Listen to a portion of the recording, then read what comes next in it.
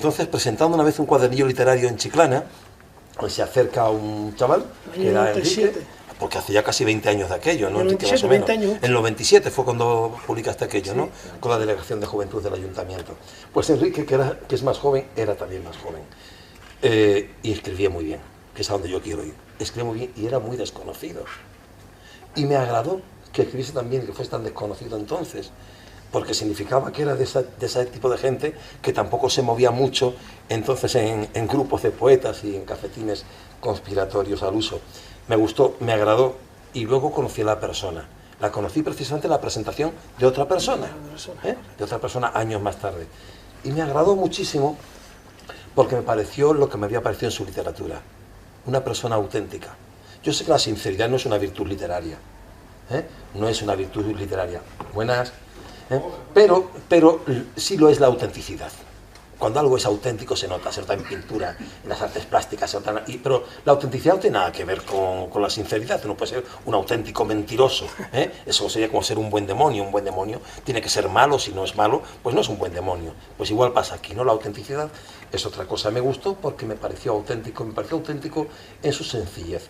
Y ya eso fue una de las primeras cosas que a mí, que me gusta la poesía sincera y sencilla, auténtica y sencilla, ya fue una cosa que me gustó de Enrique. Enrique, que se toma en serio al otro desde su misma sencillez y claridad como autor, como persona también. Como autor, Enrique intenta siempre hablarnos de cosas muy concretas. Esa impresión, esa idea que hemos tenido siempre, ¿no?, de que en lo concreto, en lo individual, en lo particular, se esconde ahí agazapado lo universal, y cuando uno habla desde lo hondo de sí mismo es fácil que llegue a lo hondo del otro, cuando uno va desde su propia mismidad es fácil tocar la entraña del otro semejante, del otro mismo, de la otra mismidad que tiene justamente enfrente, y eso es muy interesante. Eso, además, era uno de los rasgos propios precisamente del anarquismo. Y es verdad que la política hace muy extraños compañeros de cama, se ha dicho siempre, y bueno, pues se llegan a pactos, ahora hablamos de tú y yo hace un momento de estas cosas, se llegan a acuerdos, que bueno, pero que desde luego no se nos olvide que si algo no se parece a los totalitarismos, y digo los totalitarismos porque está uno cansado de que unos totalitarismos asusten y otros no. Entonces, si algo hay que no se parece en nada a los totalitarismos, es precisamente el anarquismo. Se desposen, luego se acuesten con quien se acuesten, pero es que los totalitarismos son totalitarismos y estos machacan, aplastan al individuo. Y lo vemos en cualquier desfile. Me da igual si son los saltitos estos que dan los coreanos del norte, que si es aquella maquinaria terrible de Hitler, que vemos todavía en aquellas famosas fotos de aquella señora. Entonces me hace gracia porque precisamente ese respeto por el otro que es un individuo concretísimo, al que yo como individuo concretísimo me remito, al que me refiero y al que me remito, enlaza muchísimo con esto que estoy hablando del individuo salvaguardado, protegido, y encumbrado incluso en su propia miseria y limitación a través del anarquismo. Eso es muy interesante. El libro refleja muy bien, también la dimensión moral de todo esto, para que no nos quedemos en ese individualismo que hoy se critica tanto y que la gente con frecuencia confunde en la tele, en los debates, con personalismos. El personalismo es una corriente de pensamiento que está muy en la clave libertaria, precisamente judeocristiana, con Martin Buber, con Levinas, con Emmanuel Mounier, Riquet. Eso es el personalismo, que es todo lo contrario del individualismo, aunque también defienda al individuo. Y otra cosa muy distinta es esto. Bueno, pues hay una dimensión moral que es importante. El anarquismo tiene muchísimo que ver con la excelencia moral. No es un desentenderse de las leyes por desentenderse, sino es por atender a otras mayores que son fundantes y legitimadoras de las otras. Pero entonces hay una mayor exigencia, no una menor exigencia. Es como cuando se dice no está hecho el hombre para el sábado en el Evangelio. No está hecho el hombre para el sábado, pero no es para escaquearse de cumplir con las cosas de los rituales de los rituales externos del sábado, es para aprovechar el sábado y recoger la mula que se cae en el pozo, o para curar el sábado. Es una exigencia mayor. Si no es así, pues entonces poco vale el asunto, poco vale el asunto. Y esa exigencia moral sí está ahí. sí está ahí. Hay un modo muy, muy bello, muy plástico, en el que lo dice el texto, que es cuando la madre ve a un hijo aparecer al cabo de 6 años, retorna a casa con 21 años, y la madre pues casi que no lo reconoce porque en el fondo no ha sido nada de lo que se esperaban que fuera. Dice, llego a casa, vuelvo después de tantos años y soy cualquier cosa menos lo que mis padres esperaban que yo fuera. Y la madre le dice, ¿qué te ha sucedido? Y qué bonito que a alguien le sucede lo que le pasa a los demás. Qué bonito que lo que nos pase es lo que le pasa a los demás. Que seamos una especie de muñeco vudú, o los demás sean un vudú, cualquier pinchazo que le dan nos duele a nosotros, eso está muy bien, me gusta, y además, en una imagen bonita, mira, no había pensado yo antes, pero me gusta. Bueno, y dice uno, qué bonito que la respuesta de él es, lo que me pasa, no lo que me pasó, ¿qué te ha pasado? ¿Qué te ha pasado? Pasado reciente. Lo que me sucede es que Cádiz está herida, que la humanidad está herida. O Cádiz, coma, y la humanidad, coma, está herida, el mundo, están heridos, malheridos. Ah, qué bien. Ojalá aprendiéramos esa frase que tiene mucho. Tiene mucho también que ver, por ejemplo, en distinguir el cuchillo y el bisturí.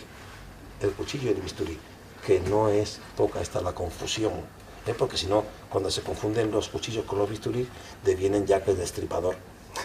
Enrique suma esta obra de teatro suya a una que ya escribió en su momento, que era Paterna, Paternera, Petenera, un pueblo, una mujer, un cante, ¿no? Bueno, pues eso se estrenó en el 2013 y al año siguiente se publicó, ¿verdad? Un año más tarde, sí. O unos meses más tarde cuando se publica.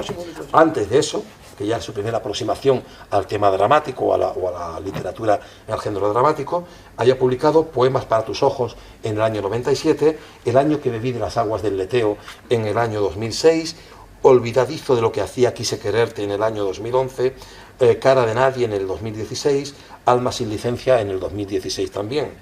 Pues bueno, casi en el 2016, no, ya en el 17, estamos ya aquí con Fermín Salvochea en esta visión de Enrique. El libro es muy interesante, tiene un prólogo interesante para ver una reflexión, una pequeña reseña bibliográfica y a continuación una pequeña selección de textos nada desaprovechables entre la reseña biográfica y esa selección de textos. Creo que nos pone muy en la tesitura de poder entender, nos da un poco el horizonte hermenéutico, digamos, del texto puramente dramático. La selección de textos son de Fermín Salvochea, ¿no? Ah, pues es una maravilla leerlos, con la perspectiva también del tiempo, lógico. El libro hecho, básicamente eso, empieza con el prólogo de José María González, del Kichi.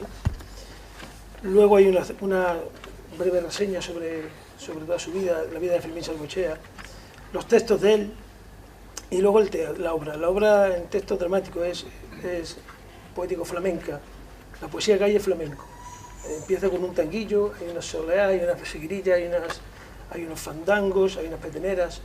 Toda la poesía que hay en el texto es para ser cantada, y porque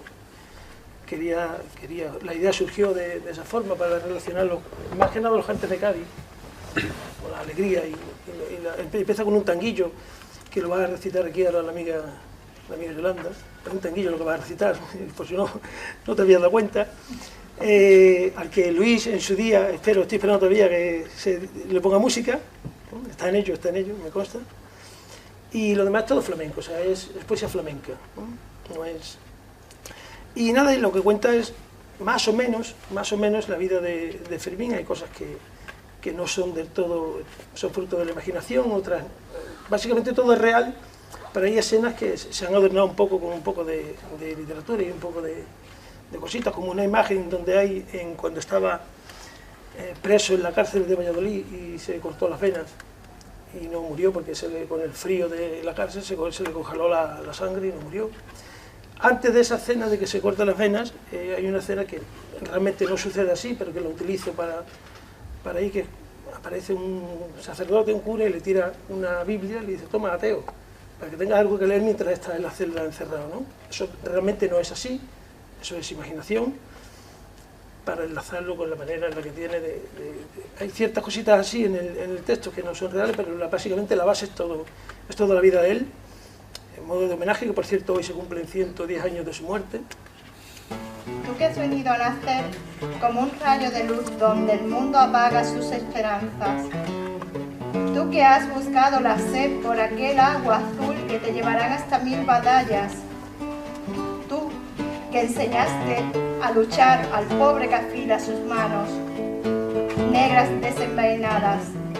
Tú que has nacido por fin sin saber por qué aquí siguen las sonrisas apuntaladas. Tú que has venido a nacer donde queda la vida. Tú que has venido a nacer donde no queda la fe, donde hasta el aire es agua salada. Aquí, ya que tú estás aquí, santo de la anarquía, con una república por bandera, tan solo sí te puedo decir que aquí cada día está bañado por la pobreza. Y por eso tú vienes a nacer y siempre esta tierra es aire de guerra donde la libertad comienza.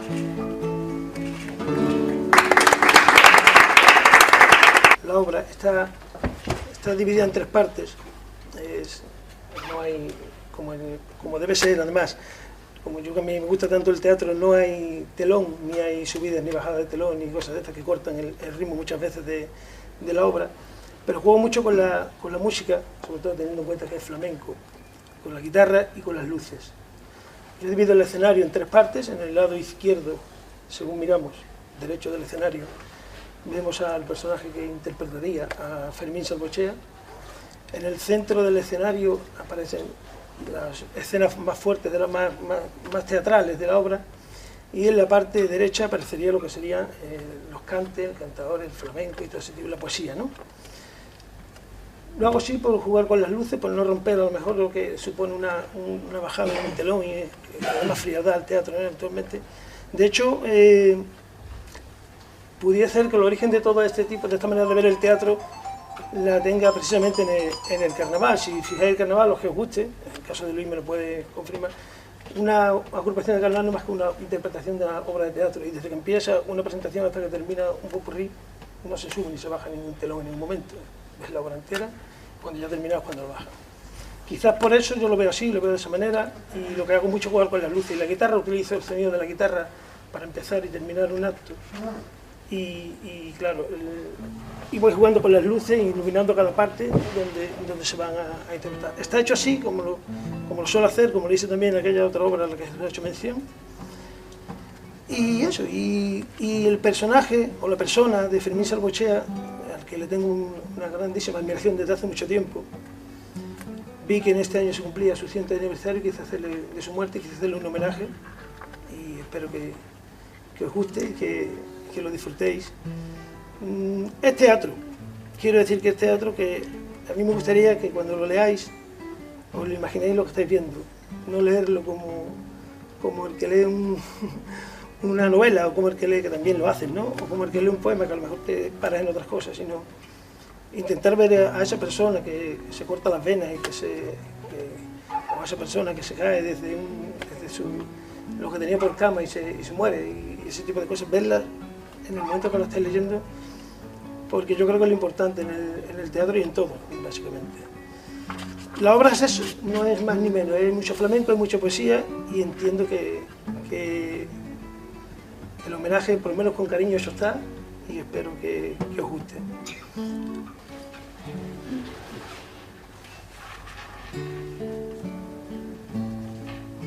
Cuando alcances el fondo oscuro de este corazón mío, cuando sientas que esta tristeza que te salpica los ojos y los labios se abra hasta donde yo estoy, hasta donde te espero, latente y viva, entonces la vida te será interminable.